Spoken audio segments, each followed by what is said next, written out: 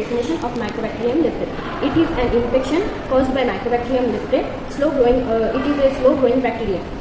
It can affect the peripheral nervous system, skin, eyes, and lining of the upper respiratory tract.